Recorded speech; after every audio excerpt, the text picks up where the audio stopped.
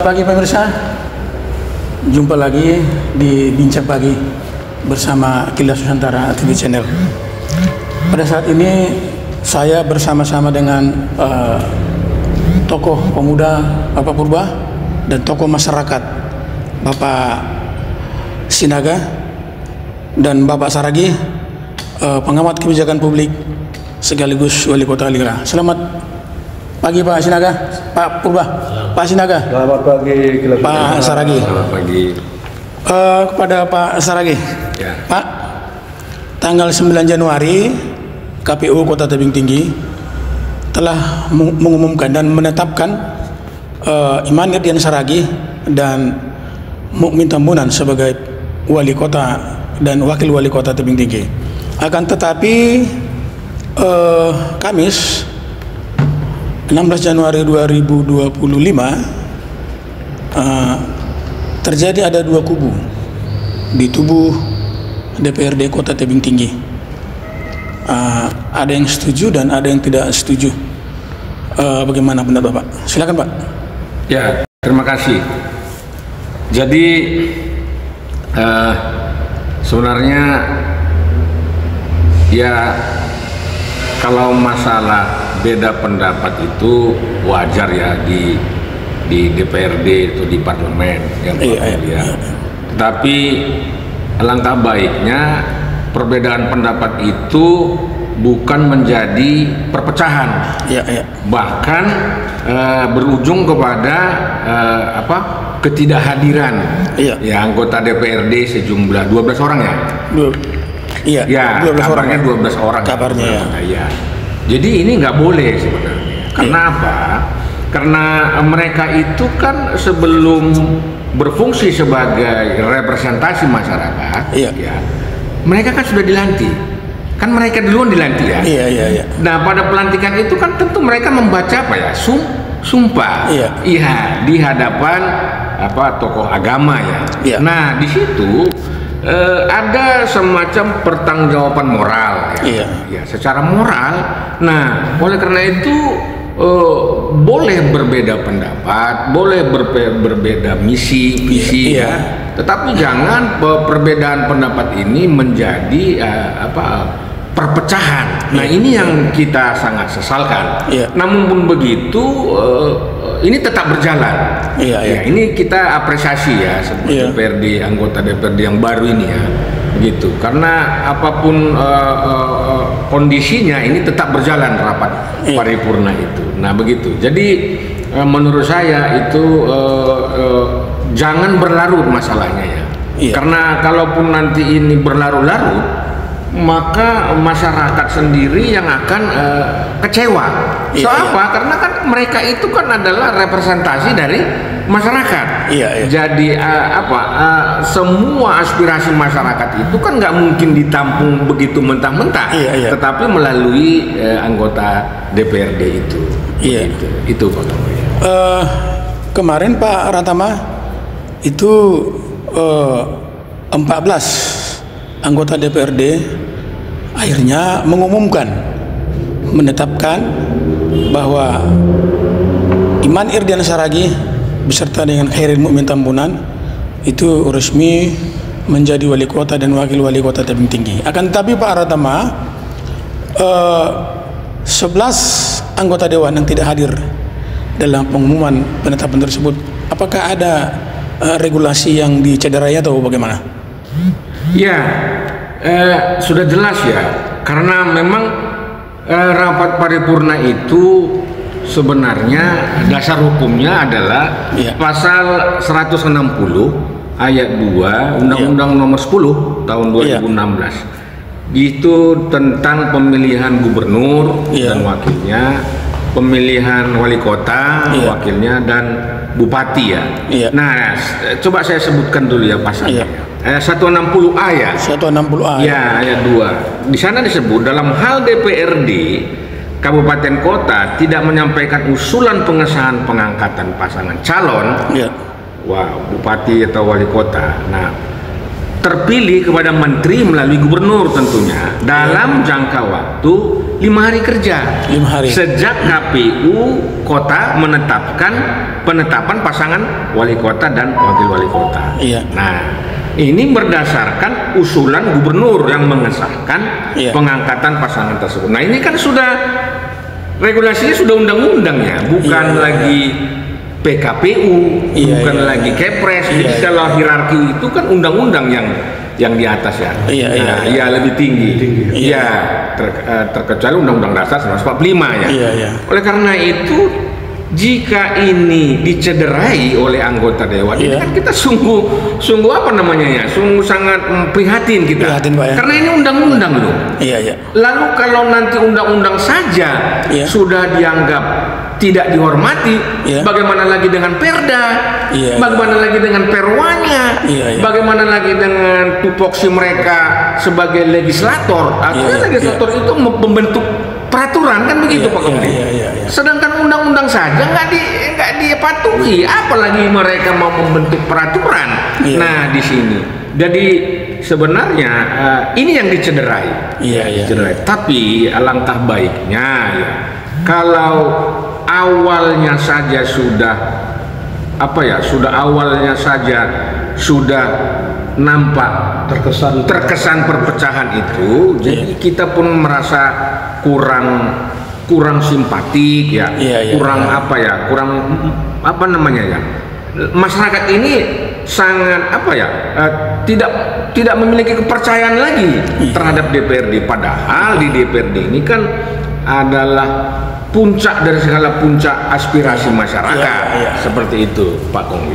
Atau mungkin ada kepentingan di dalam, gimana menurut Bapak?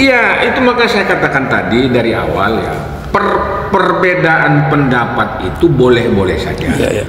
Artinya memang ya di negara kita ini kan dominan itu politik ya. Artinya politik itulah segala-galanya. Hukum saja sudah bisa diperdaya, diperalat oleh politik. Nah, coba kita lihat ya Pak Sinaga ya. Artinya tidak ada yang lebih tinggi lagi selain politik. Artinya di politik itu ada kepentingan. Nah, disinilah aroma yang mencuat di DPRD kita ini. Itu hal yang sudah rahasia umum. Ketika DPRD itu terbentuk, nah tentu kan nanti mereka membentuk AKD namanya ya, alat kelengkapan dewan. Kemudian nanti TPAD ya, tim pembentuk anggarannya, APBD yang mengatur APBD proyek-proyek gitu ya. Begitu Pak. Proyek siapa ini proyek mana, ini proyek gini. Nah itu jadi ini kan semua kepentingan. Jadi ada hubungannya di situ Pak ya. Nah jadi ada istilah Batak ya, hepeng mengalop hepeng.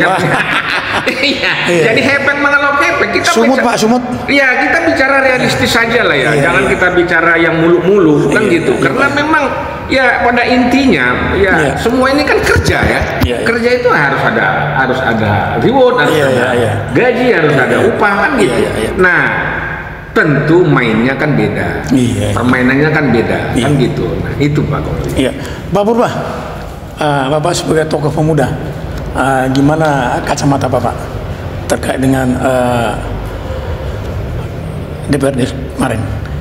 Ya, kalau menurut saya jangan dibiarkan berlarut-larut. Kan gitu ya. Tidak selesai juga. Kan gitu. Terjadilah dua kubu. 12-13 dengar santernya di media gitu kan. Kan mereka cuma 25 orang dewan ini. Kenapa harus diributkan masalah ketua itu sebenarnya? Ketua ini, ketua itu kan gitu. Kalau menurut saya saat ini mungkin dirapatkan pun tidak lengkap itu anggota dewan, karena banyak yang keluar kota, ada menjalankan ibadah mungkin. Jadi tidak lengkap. Mungkin dalam bulan-bulan sebelum puasa sudah selesai itu maunya. Jadi biar adem deh kan, nyambut bulan puasa. Wali kota terpilih, DPR-nya akur, dengan wali kota kan aman gitu. Ini kan semeraut tidak tentu arah. Yang sana, yang sini. Saya dengar pun di mana-mana, di warung tempat kawan ricuh. Berarti kalau menurut saya dilantiknya nanti wali kota terpilih ini Anggaran itu berjalan di habis Lebaran tuh, di akhir bulan 5 mungkin. Oh begitu Pak ya. Itu baru bisa selesai. Clear dia. Itu saya tanggapannya. Tapi semalam Pak itu sore hari. Tidak 12-13 lagi Pak, berubah jadi 11-14. Karena tidak ada kehadiran orang. Iya, karena 14 orang yang hadir Pak. Iya, cuma ada salah satu dewan berangkat umroh nggak salah. Iya, kan nggak disalahkan. Dia berangkat menjalankan ibadahnya. Jadi nggak disalahkan juga. Jadi mungkin kena nggak hadiran aja itu. Sebenarnya semuanya hadir, cuma itu. Kita tidak bisa memasuki, kita hanya sebagai pengamat atau melihat aja, cuma saran kan itu. Kebetulan kan kenal saya juga semuanya itu sebagian. Oh gitu Pak ya. Anggota dewan itu ada di abang awak juga kan. Mohon itu gitu saja mungkin yang bisa saya tanggapi. Pak Jawadin, Pak Sinaga, gimana pandangan Bapak? Ya, terima kasih Pak Uli. Kilas Nusantara terkait apa yang disampaikan Pak Ongli tadi tentang situasi dan kondisi di Dewan. Terbagi dua Pak. Terbagi dua, kami dari masyarakat lah. Yang merasa kesal lah. Artinya apa? Good government, pemerintahan baik itu diawali dengan cara berpikir yang baik. Justru karena itulah masyarakat dulu memilih dengan hati nurani yang begitu eksistensial. Namun setelah terpilih, hal-hal yang perlu diselesaikan tertunda karena apa tadi? Inilah begitu Pak ya. Kesalnya kita. Jadi ke depan supaya negara kita ini maju lah ya, khususnya Kota Tebing Tinggi. Kita gunakanlah hati nurani kita dalam hal segala bentuk-bentuk kegiatan-kegiatan. Pikirin aja dulu. Tidak ada lagi gontok-gontokan Pak ya? Ya, jangan ada gontok-gontokan. Tak musimnya lagi tuh. Pak ya. Dia kan Pak Wali Kota tidak kan? Tak musimnya lagi gitu. Pak Aratama. Apa harapan kita Pak ke depan? Ya, tentunya harapan kita begini ya, dengan adanya kondisi seperti itu ya di Dewan, ada yang terpecah, ada yang bahasanya memboikot seperti itu ya. Ini kan jelas nanti mempengaruhi jalannya pemerintahan yang baru ya, wali kota yang baru. Udah jelas ini, jelas. Kenapa? Karena dia kan legislatif, eksekutif, yudikatif itu kan memang harus berjalan dia, berdampingan. Iya. Karena dari pemberitaan terdahulu pun saya mengatakan bahwasanya jangan di 3 lembaga ini mencari pamor sendiri. Ya, gitu ya, Pak Sinaga. Betul. Ya, legislatif mencari pamor sendiri. Yudikatif cari pamor sendiri. Eksekutif cari pamor sendiri. Nah, gitu, cari nama, sendiri. Nah, ini yang kita bisa bahaya kita. Apa jadinya nanti? Padahal kan kita ada Forkompinda. Forkompinda itu terdiri dari semua, kan gitu. Nah, jika memang di legislatif ini seperti ini, tentunya kan ini bisa mempengaruhi kebijakan-kebijakan wali kota yang baru. Jelas ya, karena memang setiap kebijakan yang ditetapkan oleh wali kota tentunya harus melalui DPRD dulu, kan gitu, bukan sembarangannya. Apalagi kan ada program legislasi nasional, ada program legislasi daerah, tentu nanti produknya apa? Perda. Nah, perda ini kan nggak sembarangan dikeluarkan. Artinya pun nah ini penyakit satu ini Pak Kongli ya. Di negara kita ini ada, dulu kan kita pernah wawancara ya, ada peraturan yang tumpang tindih. Itu sudah sering kali saya katakan itu. Duplikasi. Tumpang tindih. Betul. Jadi ada peraturan A, ada peraturan B. Yang peraturan A mengatur kuning, tapi peraturan B juga mengatur kuning. Jadi mana yang diikuti di sini? Begitu Pak ya. Nah, itulah sebagai gambaran nanti perda. Nah, ini karena tidak ada dia yang mengupas perda. Saya sudah bahas itu, perda kita ini pun tumpang tindih Pak ya. Tumpang tindih. Jadi nggak ada yang baku gitu. Nah, itu kan tugas PRD sebenarnya dengan pemerintah kota melalui wali kota yang baru. Jika nanti perda ini, maka melalui perda ini yang kita bisa misalnya PAD, kan pendapatan asli daerah, itu kan melalui perda. Kalau misalnya nanti ini misalnya ada kafe yang malam-malam tarinya tari LGBT. Nah, iya kan? Itu tidak disukai masyarakat. Yang tidak disukai masyarakat.